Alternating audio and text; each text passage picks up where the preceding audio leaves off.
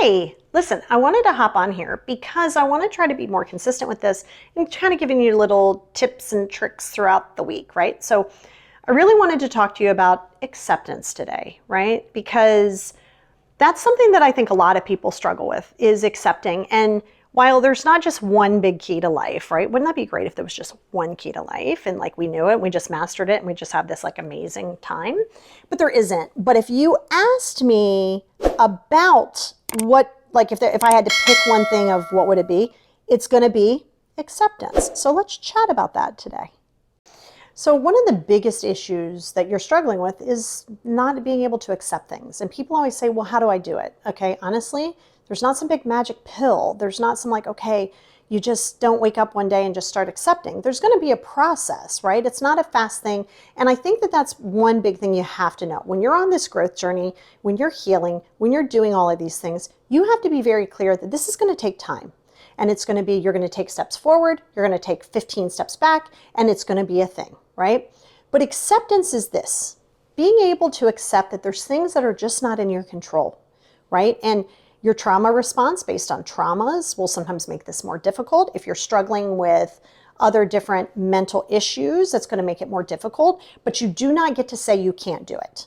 All right. When you say you can't do something, you're not going to. You might not know how, and it might take more effort for you, and you can't do it always on your own. You can hang out with me, you can book a session with me or someone, but you can't always do this on your own. However, the end goal of that is to get you to the space of accepting certain things, like death is inevitable. I don't care how rich you are, how famous you are, how verified you are, how wealthy you are. It doesn't matter. It's going to happen. And if you're constantly living in fear of that, that's thanatophobia, right? That's a phobia. And if you're constantly living in fear of that, you're not living, right? You're just not living in the present space.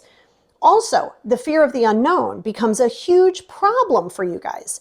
And the thing is, if you're constantly worried about trying to know the narrative before you take an action, you have to accept that that's just not going to happen. Because then you're just going to stay stuck. So you have to accept too, and this is the acceptance piece, you're meant to fail at things. That's how we learn. You're meant to make mistakes. Those are lessons. So if you're afraid, right, if you fear failure, you fear learning. If you're afraid of making a mistake based on a trauma response about how when you used to make a mistake, you were like berated, we're here now. We're here now. That's why you have to focus on healing that trauma, and you have to realize those are lessons. So if you fear those things, you're going to be stuck. So that's the acceptance piece. Accepting that there's going to be times that you're going to fall and stumble. Great. There's going to be times that things that have happened you absolutely hate. And you can hate it all you want. But you have to accept the fact that what has happened has already happened. You can hate it. You can say you wish it never happened. You wish you did not. Okay, you can wish all day long. But if you don't get to the anticipation, acceptance of the fact that it's done.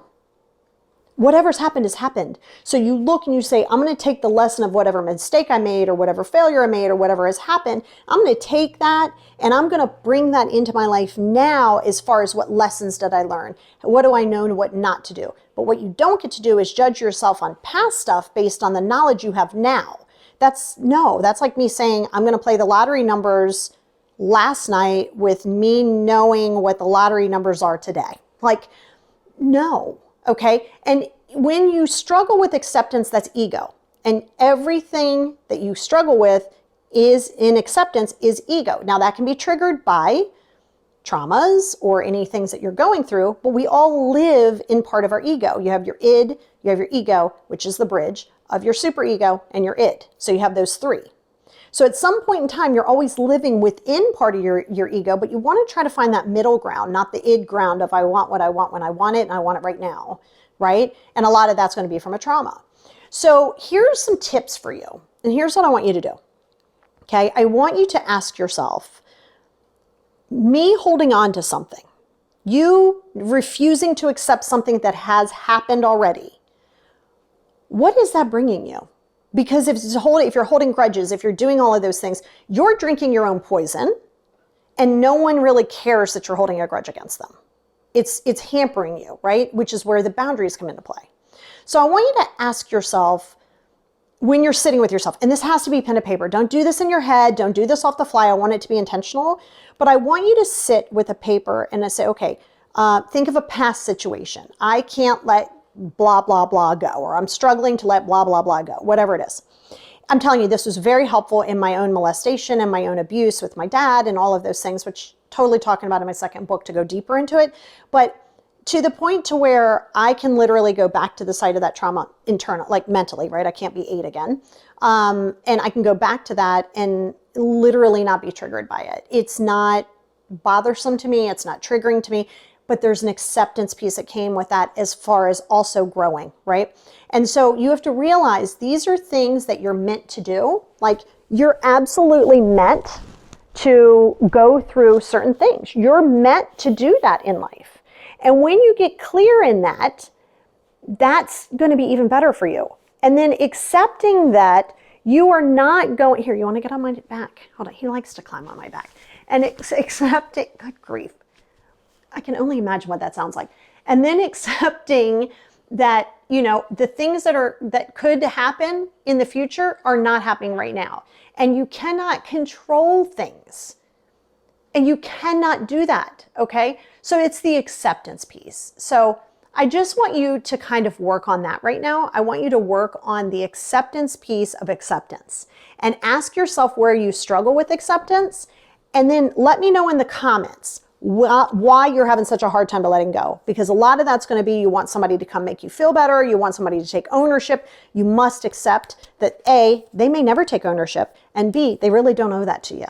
And that's the part where people struggle. They don't owe that to you. My dad never owed me an apology through all the abuse. You might say, well, yeah, he did. No, he didn't, right? And when you get clear on that, I think it's going to really help you. I know it will. Like I said, if you struggle with it, holler at your girl on all my socials.